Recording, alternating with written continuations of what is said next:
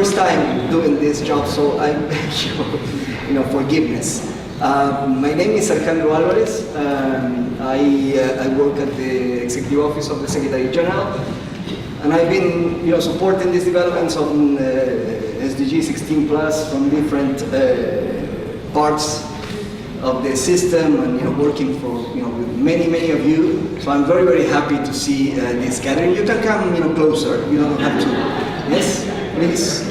Yeah, I see familiar faces. Please come. Thank you very much. So you can drink while I speak.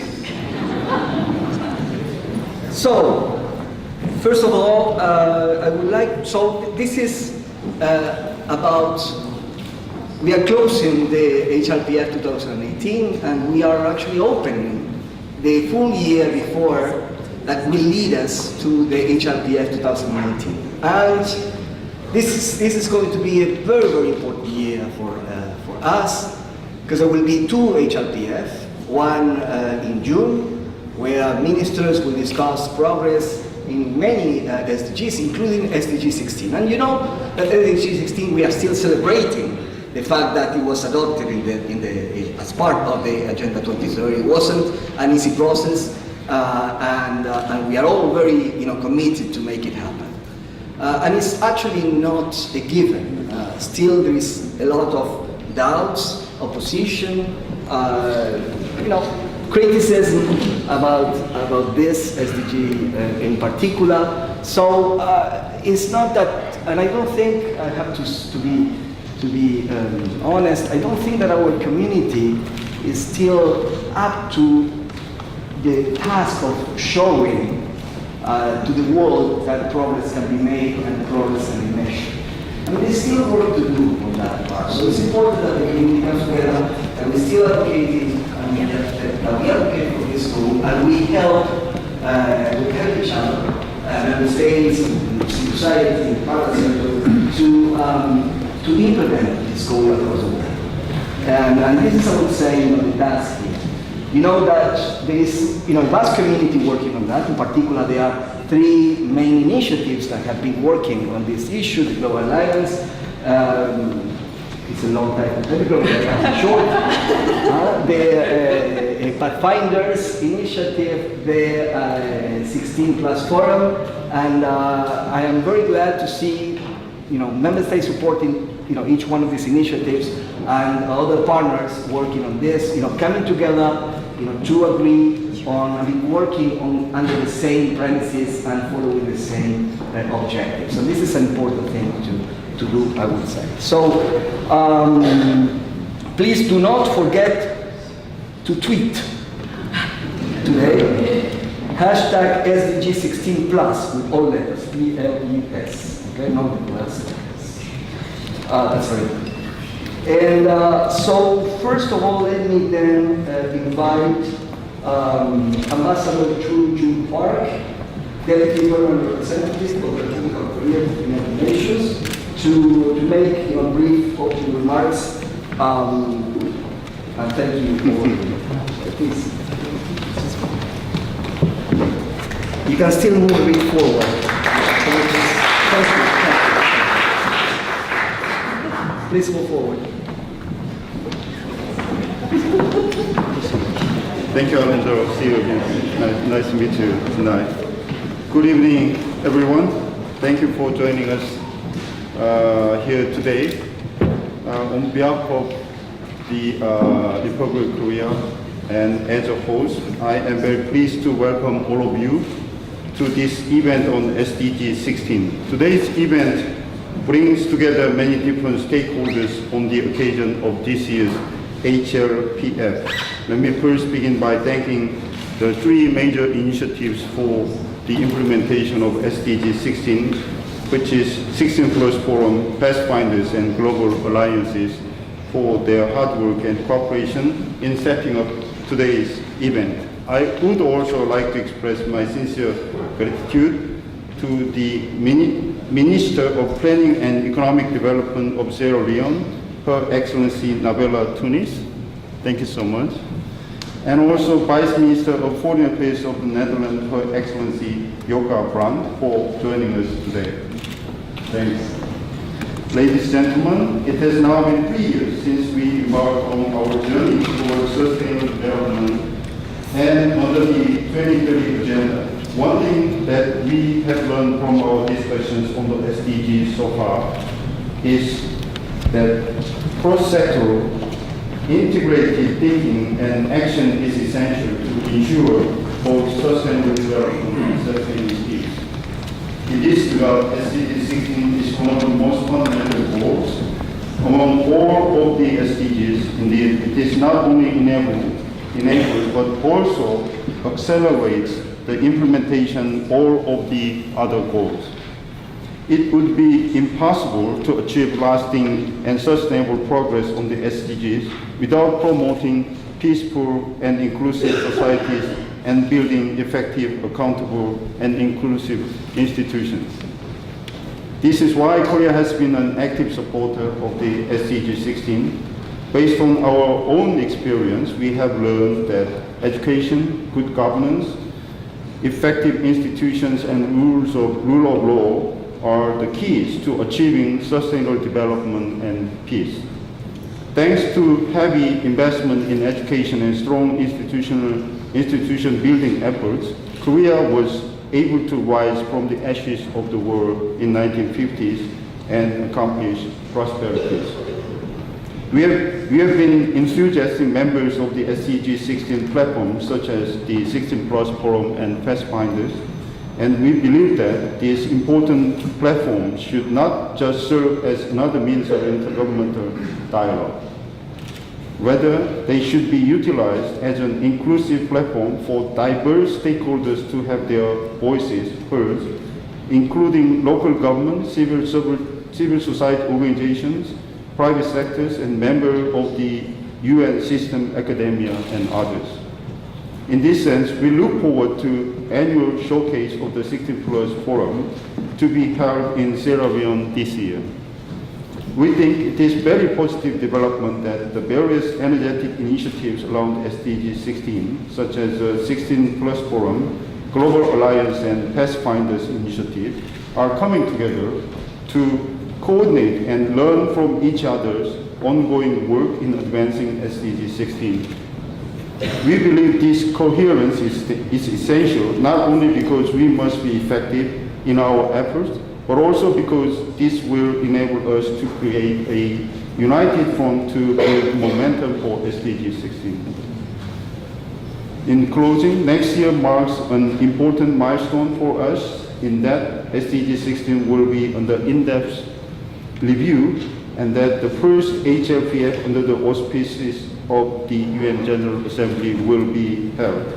As such, I hope that today's event will offer a meaningful opportunity to advance our effort in implementing SDGs 16 and accelerating our peace to achieving sustainable development and sustaining peace. I thank you.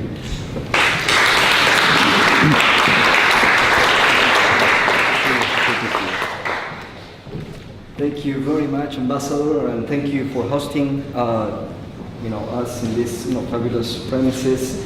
I would like to invite Her Excellency Nabila Tunis, Minister of Planning and Economic Development of Sierra Leone, and Chair of the G7 Plus, the G7 group that like each other.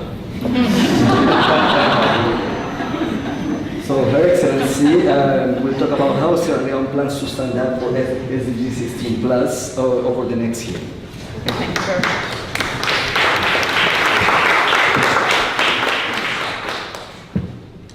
Thank you very much, Mr. Moderator. A couple of minutes ago, I was informed that I'm only allowed to speak for 3 minutes. But he just told me that I'm doing 2 speeches here, so I think I can go on for 6 minutes or even further. Don't worry, I'm going to go further. Your Excellencies, distinguished delegates, let me warmly welcome you all to this Standing Up for Goal 16 Plus side event. We are happy that you have all made it here at this late hour, despite your very busy schedules.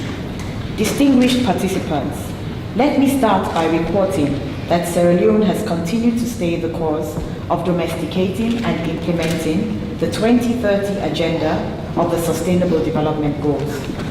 To give effect to this, as well as to ensure enhanced coordination and collaboration at the national and international levels, His Excellency President Julius Malavio deemed it necessary to re-establish the Ministry of Planning and Economic Development. The separation of the Ministry of Planning and Economic Development from the Ministry of Finance will also sharpen the strategic development focus of Sierra Leone, especially in the areas of further planning and the development of appropriate policies for the implementation of the SDGs. It also underscores the importance and deep commitment the President has attached to achieving the SDGs.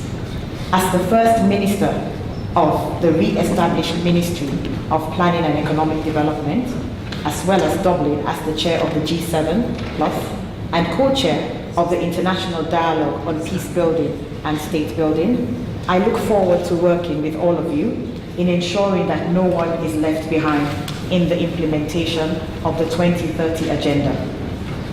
Excellencies, distinguished participants, you will recall that together we succeeded to negotiate the inclusion of Goal 16 in the Sustainable Development Goals. I have been fully briefed about efforts and tenacity shown by the G7 Plus to ensure that this goal is included in the 2030 Agenda.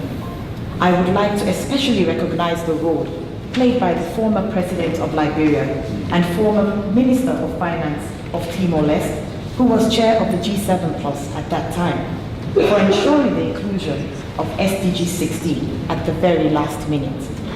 I appreciate your efforts both as a group and as individual countries and organizations for your sustained interest and support to champion the implementation of this goal through a number of initiatives.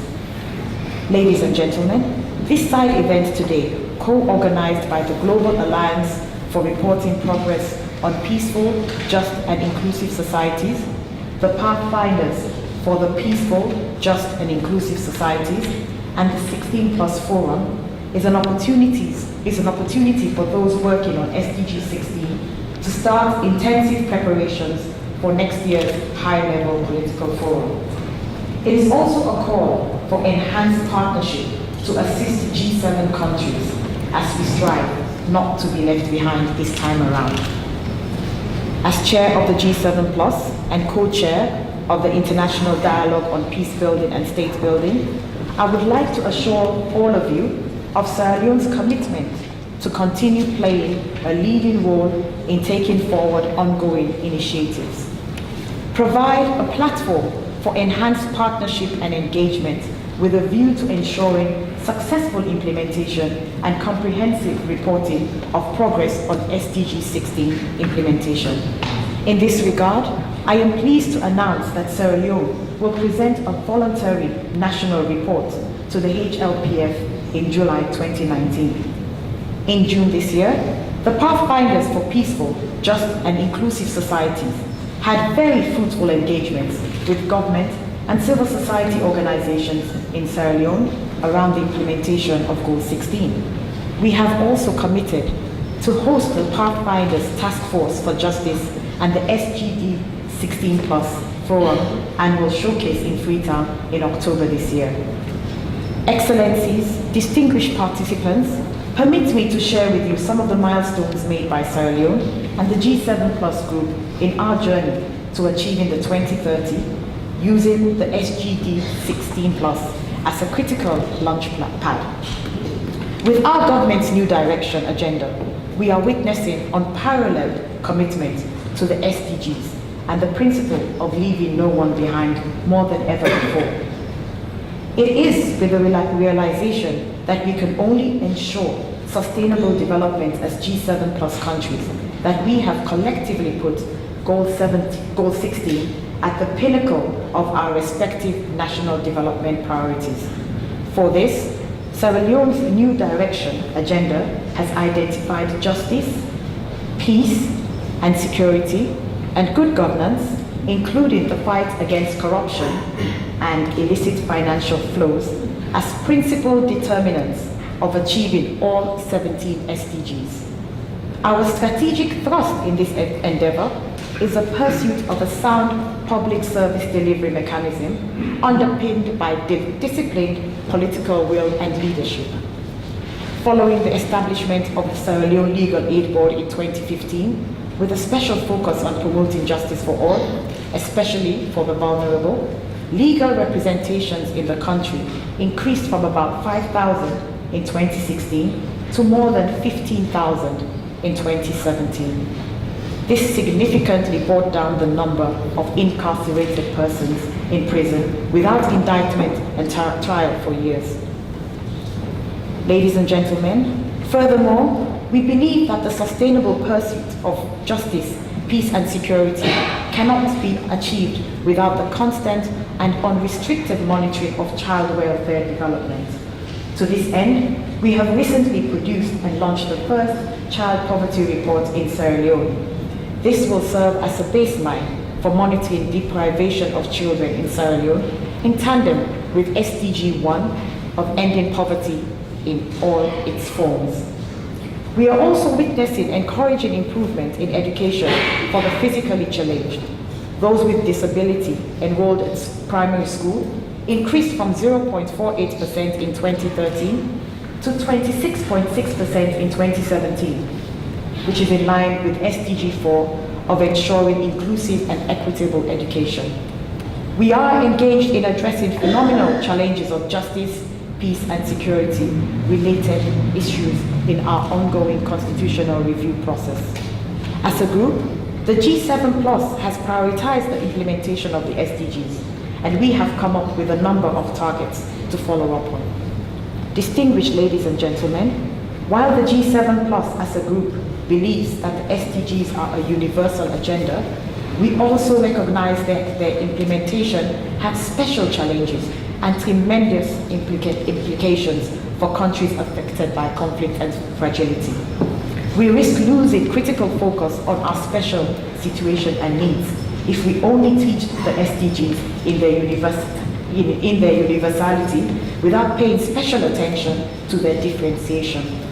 This is all the more crucial, noting that countries affected will be home to more than 60% of the poorest by 2030 if special support measures and actions are not taken to address their unique situation. Against this backdrop, we committed to producing a joint progress report on selected priority indicators across the 17 SDGs. We have a 2-pager brief available here as an update on that initiative. Finally, I would like to reaffirm key principles that must guide our efforts towards achieving SDG16 and exiting fragility. There cannot be development without peace and vice versa. Existing conflicts in some of our member states are limiting our chances of walking out of fragility and achieving sustainable development. We call on all, including the membership of the UN and the UN development system, to scale up efforts in supporting dialogue and reconciliation in fragile countries. As we move forward in our resolve to overcome our common challenges, we will be guided by the saying that what gets measured gets done. In other words, we can truly succeed in our endeavor if we strengthen our national monitoring and evaluation systems to track our efforts and contacts. In this direction, there is need to strengthen our national statistical offices to accurately measure on G7 Plus priority indicators. In conclusion, ladies and gentlemen, let me once again thank you all, especially the co-organizers of this side event, for providing us the opportunity to reflect on the milestones achieved and challenges ahead. Indeed, once we stand up together for SDG 16, we will surely get there. It could be slow, but we will surely get there. I thank you for your attention.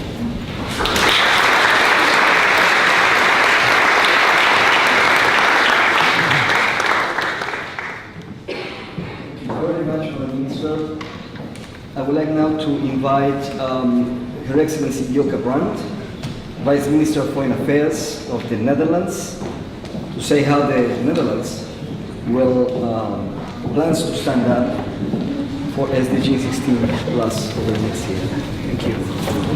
Thank you much, Alejandro. Madam Minister, ladies and gentlemen, May I say, dear friends, it's so wonderful to be here with so many forerunners on SDG16, and I can see from the audience here that we're actually a very diverse and committed community. And I think that's extremely important, because both Alejandro and the minister just now also referred to how difficult it was to actually get, goal 16. And I mean, you referred to the contribution also of the G7 plus. And I think all of us who were involved by then know that it was not an easy achievement at all. The Netherlands has always been a very strong supporter to include goal 16. And that sort of involves all aspects, basically, of Goal 16. So from, preventing, eliminating violent deaths to accountable institutions to one, as Marta knows, that is very close to my heart, preventing violence, ending violence against children. But since I've been given only 3 minutes, I will focus on 16.3, which is rule of law and justice. This is actually very target for the Netherlands. I think, first of all, because we feel that without access to justice, we'll actually not be able to realize any of the other SDGs. And while I think we need to acknowledge that progress has been made, there's so many challenges ahead still, and we really can't say that access to justice is there for every man, woman and child, and there still needs to be done a lot on that front. And secondly, also because for the Netherlands, access to justice is actually a sort of fundamental development goal. It is, in a way, part of our DNA. I think we are one of the very few countries that actually has international rule of law enshrined in our constitution, and therefore have always felt very strongly that we need justice and accountability to actually build sustainable peace and prosperity in societies. And therefore we are really very pleased that our Minister for Development Cooperation and External Trade is actually part of the task force that the Minister was just talking about, the task force on justice. That is an initiative of the Pathfinders. And I think with the next meeting coming up of the task force, and also with the review coming up next year, I think we all need to sort of reconfirm that it really is time for action. So it's important, I think, that we demonstrate our results. Very important to do that through initiatives such as the Sierra Leone, doing the thematic reports and actually reporting on Goal 16. I think we also need to strengthen basically the business case for investing in justice, because there's still work to be done there as well. And I think we need to all increase our commitment and strengthen basically our movement, so that we can all loudly say, and that is my call on all of you, let's stand up for justice, let's stand up for SDG 16. Thank you.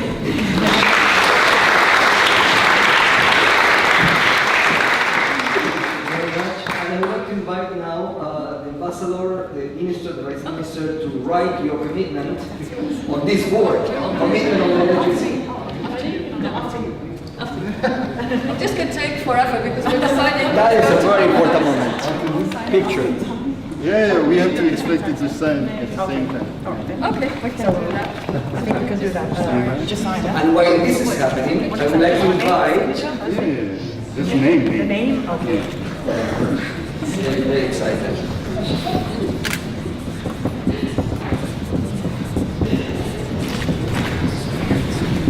Country, yeah? Yeah, country.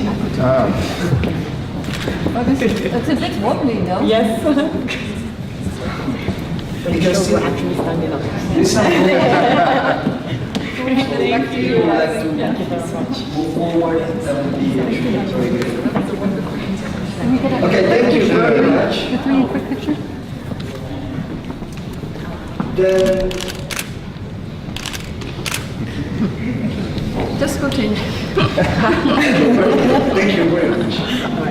Thank you. I'd like now to invite some people from the floor to make short remarks about this topic and in a way in response as well to what we just heard.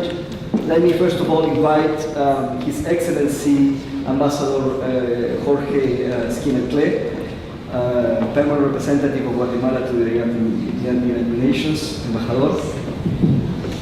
Gracias. Good afternoon to all, Madam Minister, Madam Vice Minister, Señor Secretario General, and dear friends. I'd like to thank the host, of course, Republic of Korea, Ambassador Park, very kind to receive us here, and recognize the work and dedication of the three initiatives that have brought us here today. These initiatives, of course, have overhauled how we approach the implementation and the reporting on SDG16, and have generated a real movement like I have seen no other before in regarding to the SDGs. So my recognition goes to the Global Alliance for reporting progress on peaceful, just and inclusive societies, to the Pathfinders for peaceful and just inclusive societies, and certainly for the 16+ Forum. The 2019 HLPF, under the auspices of the General Assembly, will seek to, quote, identify progress, and emerging challenges and mobilize further actions to accelerate implementation. Our job as champions will be to maintain the focus on SDG 16 through the next year and beyond, and to build and strengthen and grow the inclusive coalition that works towards better implementation and reporting of the SDG 16 on a global level. We're excited to bring our grain of sand here to these discussions in preparation for next year's review, and to be held, by the way, in Sierra Leone in October next year. We thank you for that. I participated last year in Georgia's, this year, in Georgia's SDG Forum. It was quite an exciting experience. There was a lot of experience trading and note-taking. Finally, as Madam Vice Minister, you said, there is no peace without justice. Indeed, without justice, there will be no peace. And it's even in the scriptures, it's even in our knowledge and our software here at the UN, but we have to work at it, as Madam Minister said.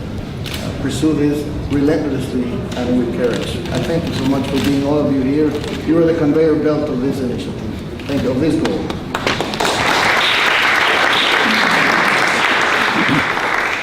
Thank you very much, Ambassador. Muchas gracias. Let me invite now Mr. Reinaldo Salgado, Director of the Department of Environmental Sustainability of the Ministry of Foreign Affairs of Brazil. Thank you very much, Minister, Vice Ministers, Excellencies. Pleasure to be here as usual. I was actually asked to be brief and light. I'm not sure I can be brief and light at the same time, but I would like to start by thanking the Republic of Korea for hosting us here today, as well as the member states from all three of the initiatives that we gathered here today. As you know, Brazil with Switzerland and Sierra Leone, we have launched the Pathfinders, so we obviously stand for SDG 16+. Let me, before I give some very short remarks on our position, especially on that one, say that one of the main things that we in Brazil find is easier to get implementation not only of SDG 16 but all SDGs going, is getting everybody on board, to have all on board. And we have created a national commission for the Agenda 2030, where the government is actually a minority. So we have 16 representatives in this commission, 6 from central government, 1 from municipalities, 1 from state level, and 8 members that are from civil society, private sector. So that's one way to do it, and I think it applies to SDG 16, but also to everyone, and to the implementation of the SDGs and Agenda 2030 in general. We are very glad to see that all these initiatives are put together. That means that everybody has the notion of the importance of this specific SDG. Even if and we have repeated that it's in the Agenda 2030, we believe that we should have an integrated view. They are indivisible. We know that by working on one SDG, we're also working on other SDGs. As we are prepared for a review next year, we know how it is important to accelerate work. Finally, I think that I wouldn't say it's a word of caution, but I've heard many before me saying that this was a very difficult SDG to conclude negotiations. If it's our last one to get negotiations concluded, was one of the last ones to get negotiations concluded. And I think that in the case of Brazil, we find it very important to keep the analysis and the review and see the point of view of SDG16 from a sustainable development perspective, and resisting sometimes a very strong temptation to walk into the other pillars of the United Nations. Thank you very much.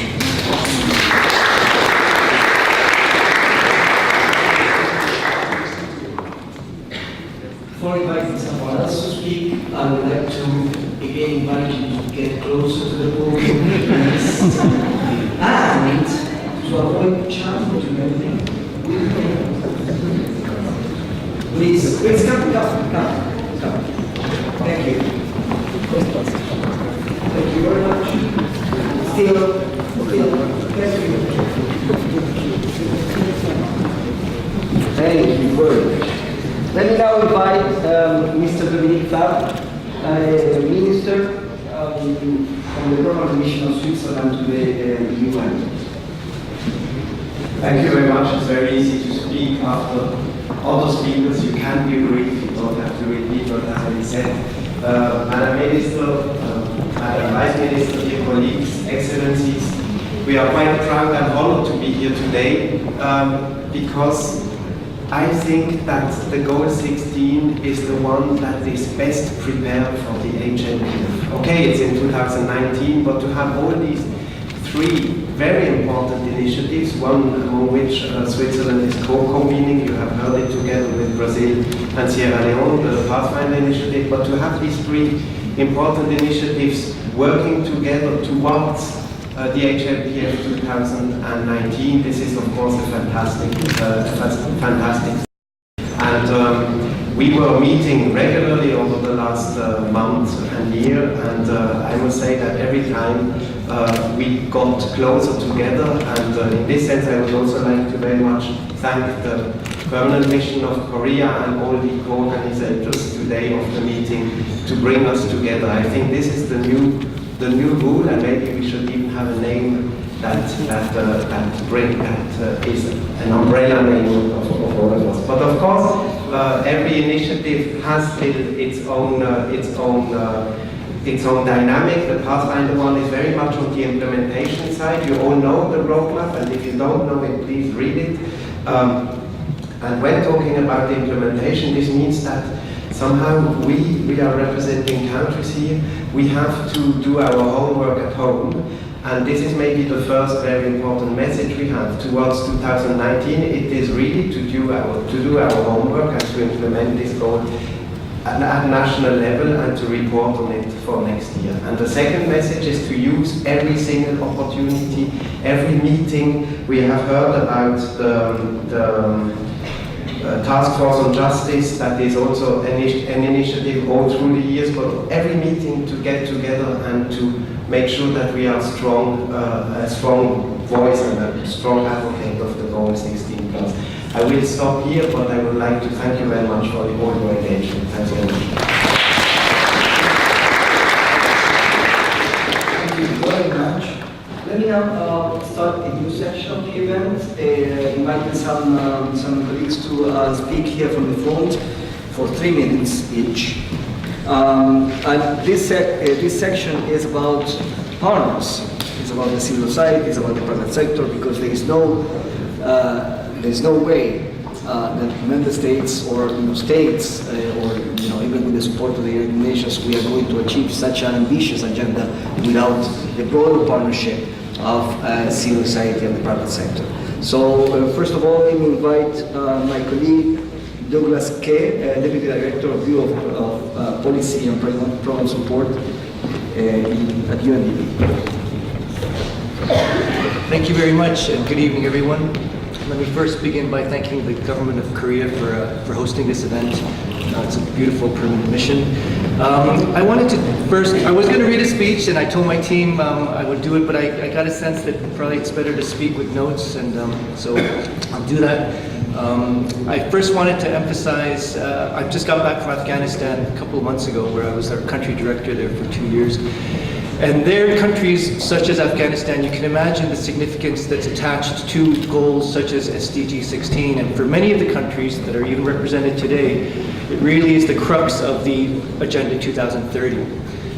So I wanted to first of all congratulate the member states here who have really taken a lead role in getting this on the agenda, not least of all Sierra Leone, Brazil, Switzerland, Netherlands, Guatemala, and Switzerland, the countries who are speaking today.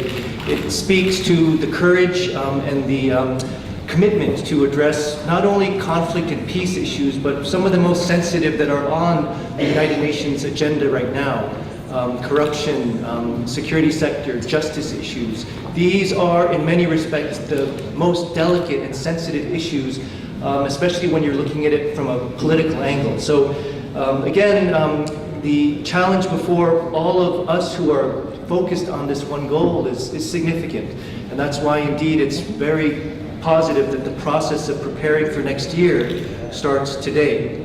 And I think one of the key issues that we'll all be looking at over the coming year is, for example, because of the sensitivities at hand, to ensure that these issues are captured more consistently in the VNRs that will be presented in next year's HLPF.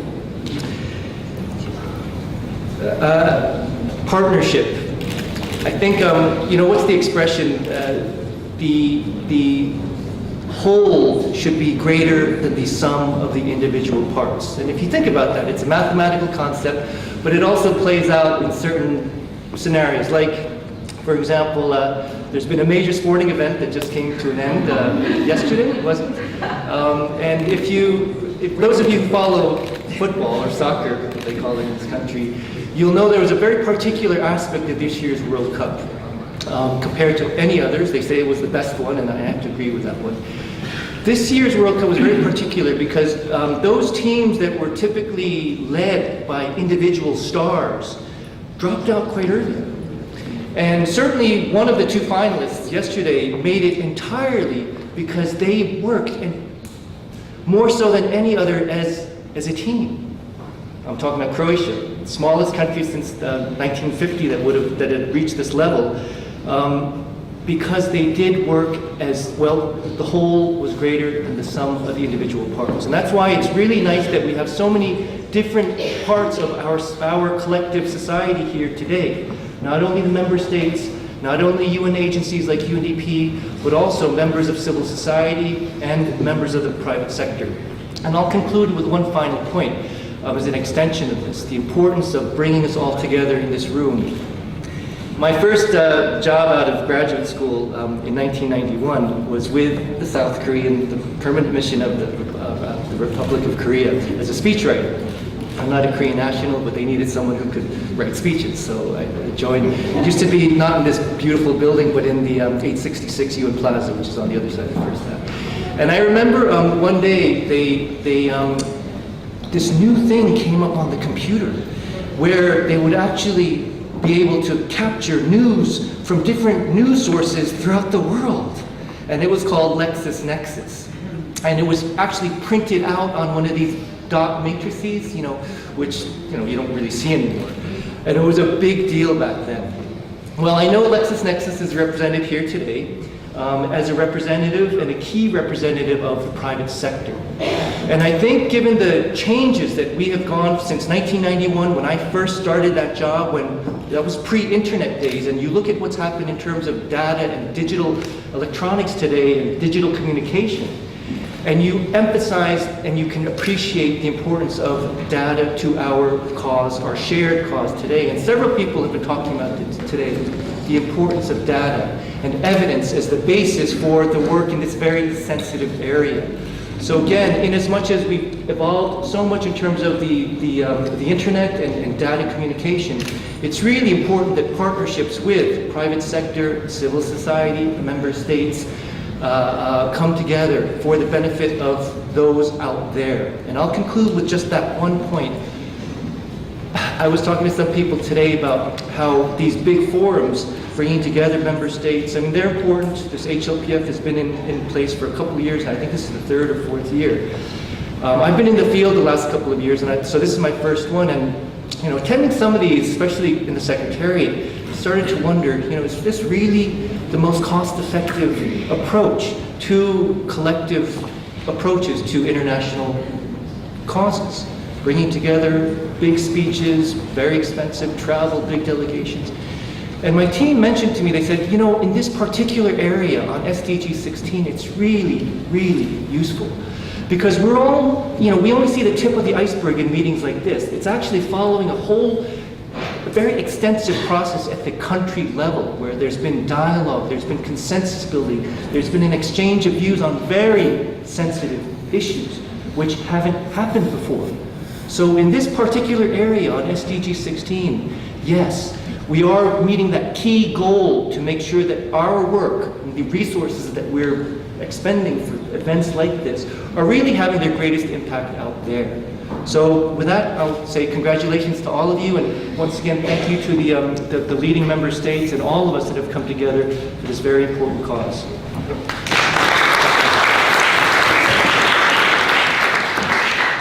Thank you very much, though. If there was one topic that I wanted to avoid, today was the World Cup. It's very insensitive for some people. Let's talk about the game, the eighth sport. It was a win. Right. Okay, thank you very much. I would like to invite Mr. Rukshana Nanayakara, co-chair of the TAP network, to address. Yeah, please. Thank you so much, Your Excellencies and friends. In case if you don't know what Transparency, Accountability and Participation Network, it is a coalition of civil society organizations. Right now we have more than 400 civil society organizations which are part of the network, spreading across more than 90 countries. And out of those 400 civil society organizations, we have about 90 civil society organizations which are partners who have committed to execute the accountability of TAP network, and I'll get that to in a minute. And I know that I have only 3 minutes. So what we do is we work in relation to the accountability issues of SDG16, and we have a systematic approach. I invite you to go to the website of the TAP network, and we have created 2 resource guides which are actually important in promoting accountability issues around Goal 16. One is the Justice Toolkit, which is looking at the justice issues under Goal 16, and the other one is SDG16 Advocacy Toolkit. How do you reuse SDG16 targets to do advocacy work? And we have a systematic approach, and we believe through this approach we can promote social accountability issues around Goal 16. We also have developed last year guidelines for civil society organizations, how to work to develop parallel reports, and how to guidelines in relation to accountability and how to promote accountability issues in Goal 16. And this is a great resource for many of our partners, particularly when their countries report at the HLPF. At present, we are also in the process of developing accountability handbook and looking at how we can look at nationally different agencies to promote accountability in the context of Goal 16. And this will come more towards end of October and early November, and something to look forward to.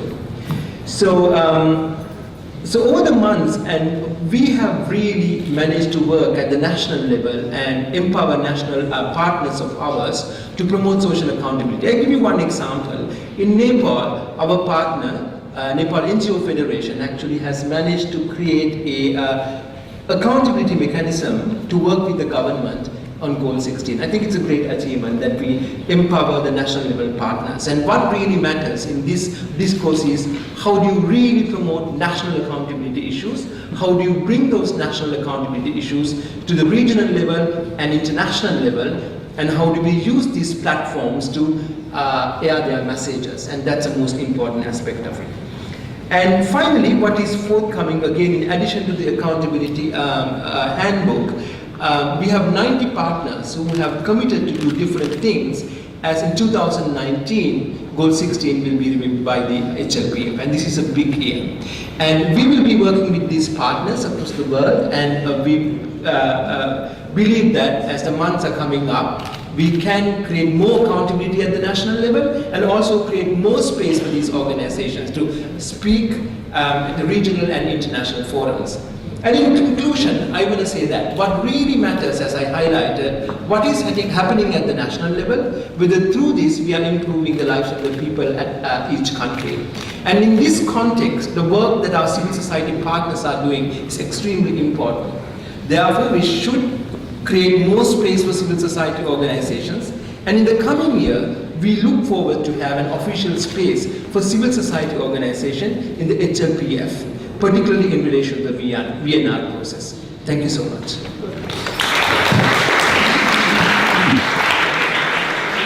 Thank you very much. Let me invite now Ms. Anne Gadegaard, Director of Global Triple Bottom Line Management, Novo Nordisk.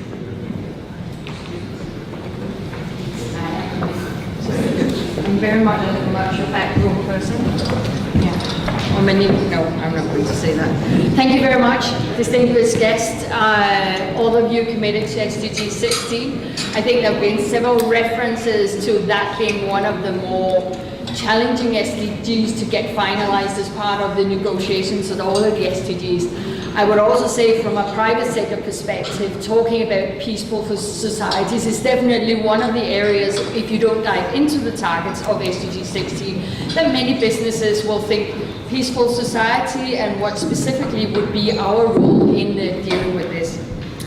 So I represent a pharmaceutical company, a Danish-based pharmaceutical company who has a global footprint in plus 170 countries. And I think being in such a diverse global setting, there's no doubt for us that SDG 16 is a very important SDG, because there is an interdependency between us as a private sector wanting to have a positive impact on the SDG and at the same time reducing our negative impact. There is an interdependency where we are dependent on institutions in a national context that are working, but we also know that we have a responsibility as a private sector to also base the business that we are doing on solid, responsible business practices.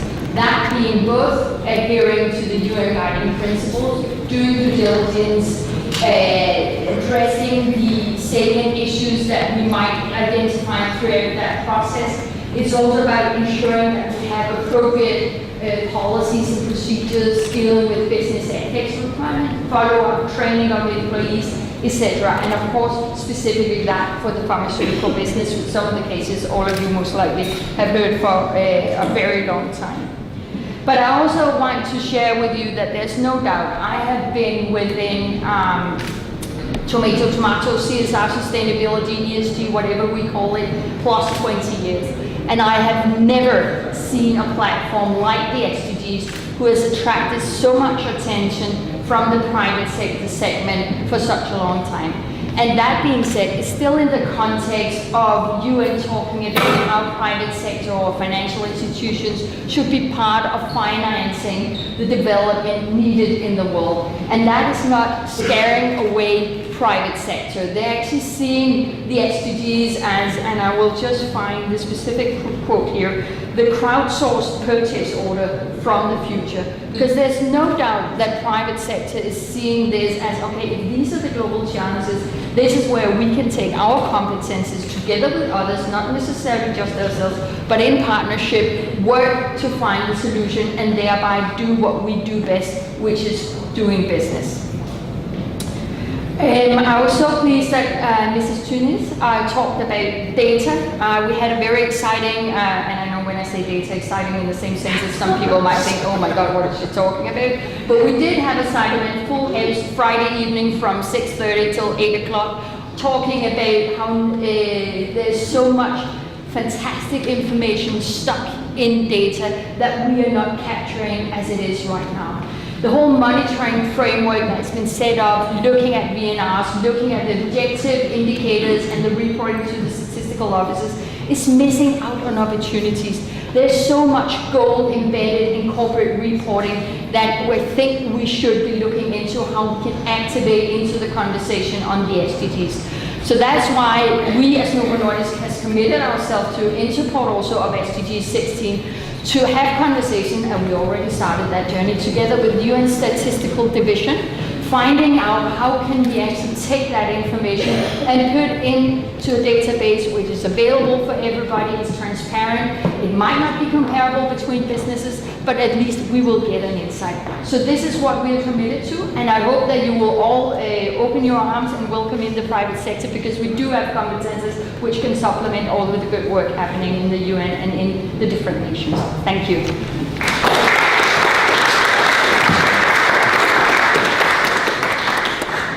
Thank you very much. Can I ask the three speakers to go to the board and write down your commitments to go 16 plus? You guys name and the Thank you very much. I would definitely like to ask you to enjoy yourself, the drinks and etc. But please, if you can keep down the conversation, because some people cannot listen properly. So thank you very much.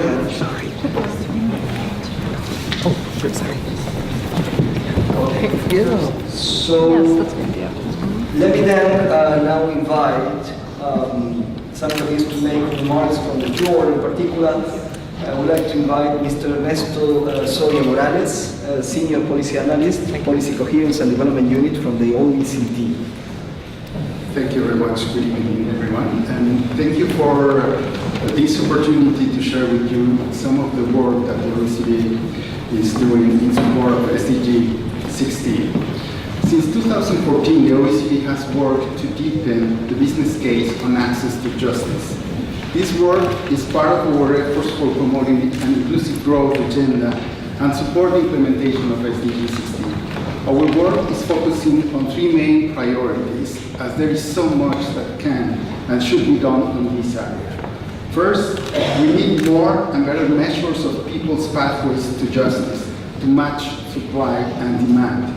The OECD and Open Society Foundation have been working together to develop a toolkit for best practices to measure people's legal needs and their experiences of the justice system. This can be a useful tool to help countries monitor the implementation of their commitments on leaving no one behind in accessing justice. We are delighted that some countries such as Korea, because of this event, and South Africa are using this tool, and that there are others such as Mexico that are strongly exploring this possibility. Second, we need to deepen our understanding of the real and intangible impacts that unresolved legal problems can have on societies. The OECD is working on a white paper examining evidence that quantifies the cost of unmet legal needs and the benefits from meeting these needs. This can be in the form of improvements in health and education outcomes, social benefits, savings, and enhanced economic growth. We are working on strengthening the business case to mobilize and scale up investment in policies that work. We also look forward to the case for investment as part of the Pathfinders for Just, Peaceful, and Inclusive Societies initiative in preparation for the HLPF next year. Finally, we need effective and innovative policies that focuses on people's needs. By people, we mean not just individuals, but families, communities, and also different businesses. The OECD is consolidating good practices and evidence on what works into the forthcoming report, People-Centered Access to Justice for Inclusive Growth. This report will aim to provide a range of tools and a roadmap to countries who want to promote people-centric approaches to providing justice for all. Our forthcoming criteria for people-centered legal and justice service delivery are designed with input from many countries. These criteria can serve as a basis for evaluating and developing justice service across countries with different legal traditions. The focus is on individuals and empowering them to resolve their problems and participate in the justice system. We look forward to working with our member and partner countries as well as our partners, such as the Task Force on Justice of the Pathfinders initiative, to make people-centered, cost-effective, and efficient justice service a reality for all. And all this in support of the SDGs. Thank you very much. Thank you. I'd like to invite Larry Tree, Head of Policy of Save the World, to say a few words. Hello everybody, and thank you very much to the organisers for bringing us all together this evening. It's wonderful to see so many familiar faces from inside government, from outside government, people who pushed really hard to get peace, justice, equality, gender equality, these core issues into the world's sustainable development framework. We know how hard it was, and we're still celebrating that achievement. We at Save the World are an international non-governmental peace-building organisation, and we've been working since the adoption of the framework to try and translate the commitments into action.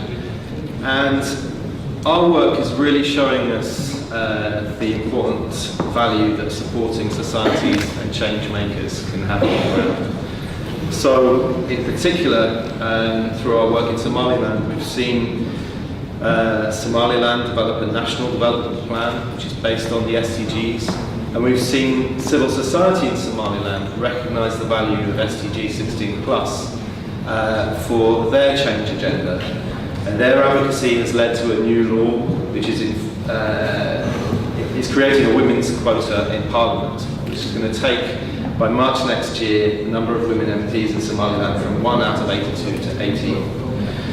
Also, Somaliland has recently passed laws on sexual and gender-based violence, on female genital mutilation in recent months. So, really significant changes that have been brought about by working with civil society on the ground. Similarly, even in a context like Sudan, we're seeing how new, often marginalised voices can come into conversations around peace, justice and inclusion brought about by SDG 16+. But we all know that for the SDG 16+ agenda to live up to the ambition of leaving no one behind and transforming people's lives in a really meaningful way, we all in this room need to redouble our efforts to ensure that we're really doing what we set out to do when we adopted the agenda. What I think from my work I'm still really hungry to see is a step change in support to societies working on these issues, to movements and action that come from the people. The HLPF in 2019 is going to be a big moment to showcase our initial progress, to commit to supporting people at the highest level. But let's make sure we hear from affected people when we come together next year. And let's also work hard in solidarity with them in practice when we're out of the corridors of power. Because ultimately, SDG 16+ is about providing support for people in each and every country to have the freedom to speak out and the right to participate in the process of change. It's also about governments taking action to stop stacking the cards against people on corruption, the flow of dirty money away from those who need it, access to justice, legal identity. These are the priorities that people told us about when we were consulting and asking what should this agenda be for. This is the world they want their children to live in. And so let's use tonight and the HLPF next year and the next 12 years to really live up to those priorities and give them the world that they want to live in. Thank you very much.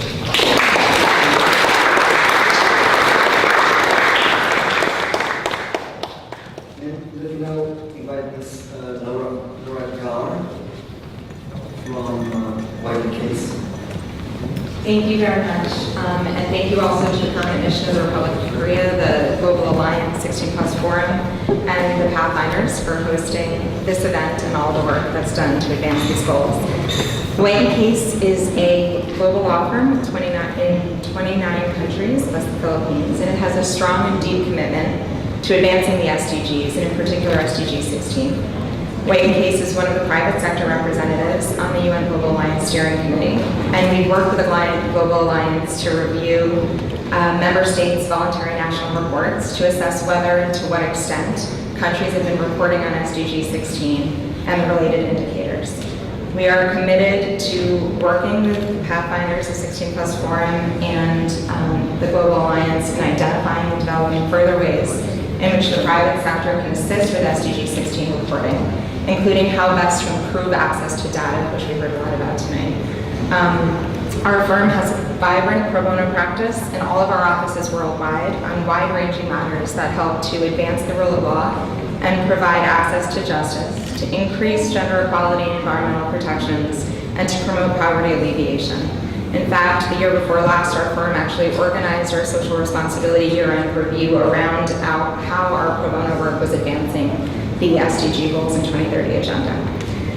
We're also dedicated internally at the firm to the SDGs, and in 2016, we became one of the first law firms to be signatory to the UN Global Alliance, who I understand is launching an action platform for peaceful, just, and strong institutions at the UN Private Sector Forum in September. White Case itself also launched business and human rights trainings for all of the firm's lawyers, and we have a business and human rights interest group at the firm so that our lawyers are able to provide legal advice to clients that takes potential human rights risks into account as part of the broader management of their legal risks.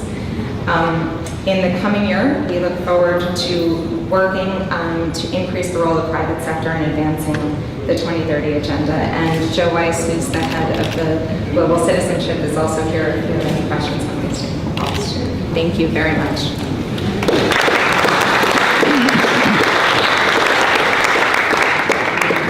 We now move to the last part of the event.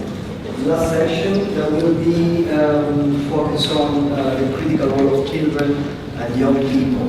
So let me first invite to the front to Ms. Saba Ismail, co-founder, Aware Girls, and member of the advisory group of experts for the progress study on youth, peace and security.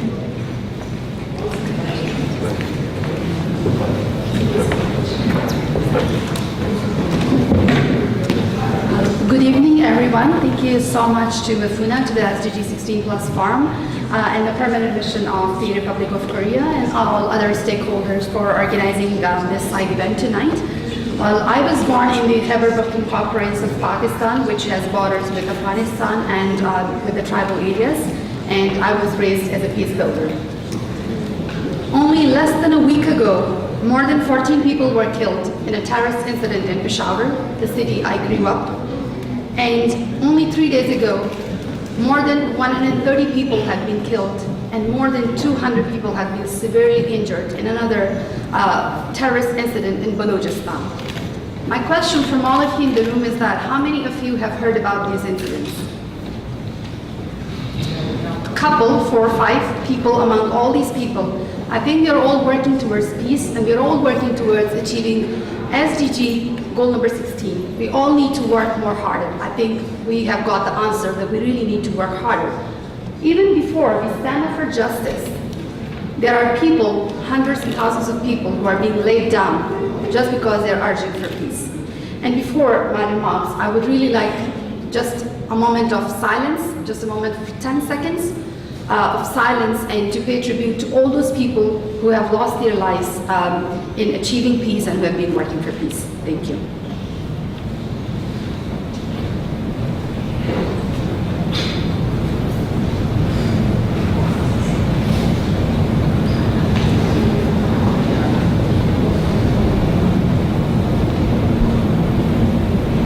Well, thank you so much, everyone.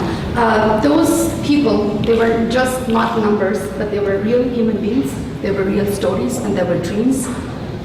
They were aspiring to work for a peaceful country, and that's where achieving Goal 16 is so important for me and for my organization that I co-founded. The name of the organization is called Aware Girls, and it's a young women-led organization that I co-founded at the age of 15, which is working in the northwest of Pakistan, and we are very much focusing on prevention of young people, and we are using a model which is peer-to-peer education, a leadership model in which young people reach out to other young people who are very much vulnerable to the recruitment of militant ideologies.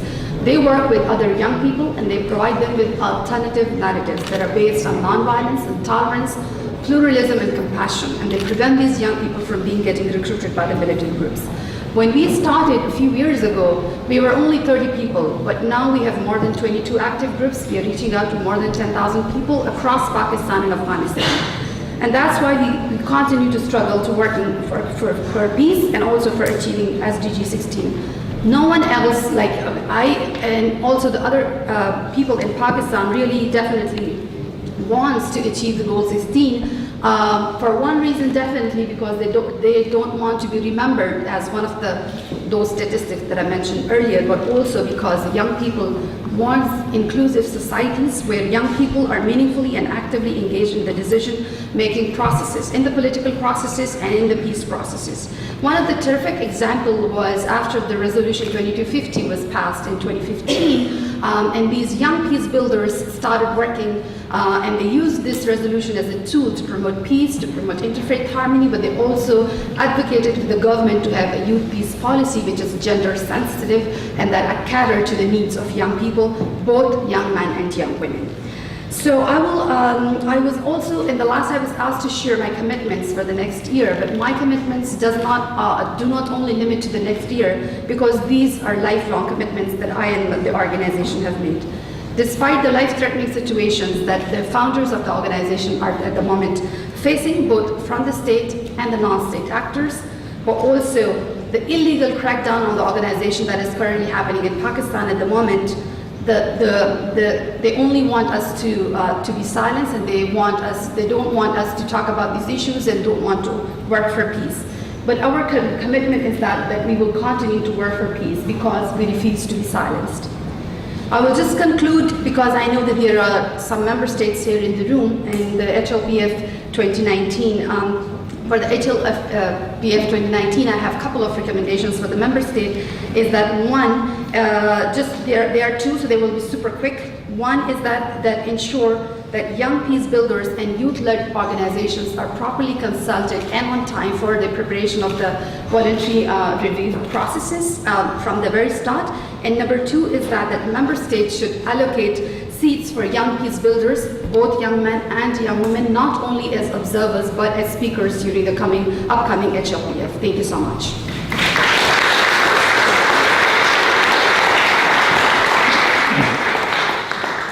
Thank you very much. Let me then invite Ms. Marta Santos-Pais, Special Representative of the Secretary General on Violence Against Children, to make the final remarks.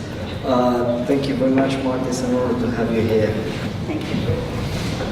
Thank you very much. It's a great honor to be here this evening, and I feel very happy that we are joined on standing up for Goal 16 and SDGs as a whole by so many friends who stay until very late. As you know, Goal 16 includes very important dimensions for the promotion of children's rights and makes a very specific call for ending all forms of violence against children. Very importantly, that target was included at the request of more than 800,000 children who were consulted, as our friend just mentioned, in the process leading to the adoption of the agenda and who are very eager to continue to work towards its implementation. Now, Agenda 2030, as you know, has a beautiful and ambitious vision, which is to create a world where each and every child grows up free from fear and from violence. This is beautiful, and it seems within reach. But for countless millions of children, it remains very distant and almost impossible. In fact, as you may know, every year, more than 1 billion children is affected by violence. Every 5 minutes, a child dies as a result of violence. Violence starts in early childhood, and violence grows as a continuum as children also grow. And hope seems to be lost. For these children, reporting incidents of violence is very hard. In fact, they face reprisals very often. Seeking accountable institutions is so distant, so difficult, and information is not available. Access justice, which seems so obvious for everyone, as the agenda calls for them is unsurmountable. And in fact, for many of them, the only option they have is to silence everything that happens and to grow in their trauma. The cost for society is huge, and of course, this is not acceptable. The main message I wanted to convey to all of you is that this is dramatic, but it's not a fate, and we can make a difference. In fact, Target 16.2, as Goal 16 as a whole, is within reach. And in fact, we have many things on which to build. First of all, as you know, in the current HLPF, most of the VNRs include very strong reaffirmation of commitments to children's rights, their protection from violence, and they document inspiring examples of policies that have been changed. In fact, we heard some references previously by governments. Policies that have been changed, laws that have been adopted, data that has been gathered, institutions that have been set up, and the voices of children which are increasingly being heard. This is good news. We see regional organizations committing to supporting this process and acting as a platform for sharing information, good practices, and to mobilize support to overcome challenges. We have more and better data on children's exposure to violence. We have better, refined technical tools that can assist states in their implementation efforts. And of course, as we see today, here this evening, we have wider and stronger coalitions of partnerships that are ready to mobilize support and to mobilize resources for implementation. So these are good news, and we need to seize the opportunity of scaling up these good initiatives and making a difference in the years that separate us from 2030. Now, many have spoken about next year and emphasized HLPF, which will, for the first time, specifically review Goal 16 and Target 16.2. But it's important not to forget other opportunities. In September next year, the General Assembly will gather heads of state and government in a very important summit, not only to take stock about the things we have been able together to change, but also to accelerate the pace of implementation. We need to make sure we are all there, and children's faces, suffering, trauma, hopes and frustrations are also reflected. And this is why I want to commit to stand up, not only for Goal 16 and Target 16.2, but to coordinate with many partners, and I see many friends in this room, in developing a global thematic report on ending violence against children that can show the good progress made and give recommendations for the much that needs to be done ahead, and can ensure that Goal 16 and Target 16.2 is maintained at the center of this process. I'm sure you will join us and will support our effort. Thank you so much.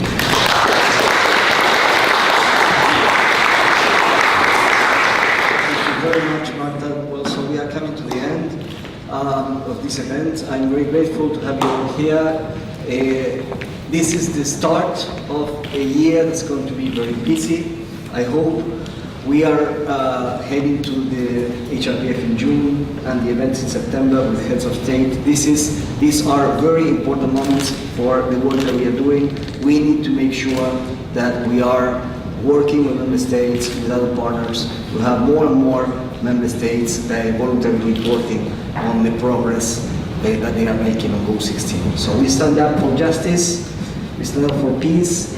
This is the moment where we can celebrate that we have started a great year that will lead us to these important objectives. Thank you very much.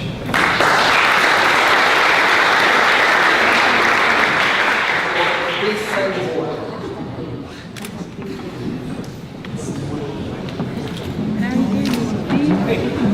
I meant to speak to you after the last event about the thing on participation. Yeah, the